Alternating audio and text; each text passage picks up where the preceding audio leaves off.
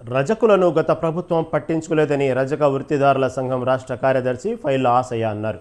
కాంగ్రెస్ ప్రభుత్వమైనా తమను పట్టించుకోవాలని ఆయన కోరారు. నగరంలో వేలాది మంది నేటికి రజక వృత్తి మీద ఆధారపడి జీవనం సాగిస్తున్నారని ఆవేదన వ్యక్తం చేశారు. 6 గ్యారంటీలలో భాగంగా ప్రతి రజకుడికి 10 లక్షలు ఇస్తామన్నారని చెప్పారు. ప్రతి నియోజకవర్గంలో మోడ్రన్ ధోబీ ఘాట్తో పాటు కమ్యూనిటీ హాల్ను నిర్మించాలని కోరారు.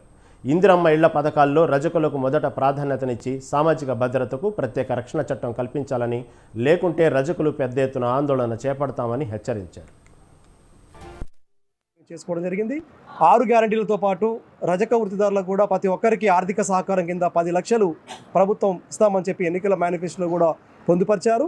ప్రతి జిల్లాకు 10 కోట్లతోటి మోడర్న్ మెకనైజ్డ్ లాండ్రీలు కూడా నిర్మిస్తామని చెప్పడం జరిగింది.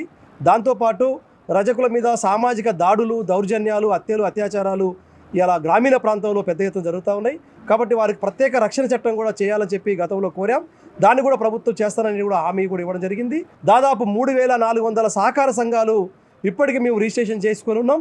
వాటన్నిటి కూడా రుణాలు అందించాలి. అదేవిధంగా కొత్త సొసైటీలను వెంటనే పునరుద్ధరణ చేయాలి. ఉచిత విద్యుత్ పథకానికి విద్యుత్ అధికారులు అనేక కొర్రీలు పెడుతూ అనేక చోట్ల కనెక్షన్స్ కూడా తీసేస్తూ ఉన్నారు. కాబట్టి ఉచిత విద్యుత్ని LT2 నుంచి LT4కి తీసుకుపోయి దాన్ని పకడ్బందీగా అమలు చేయాలి. కొత్త వాళ్ళకు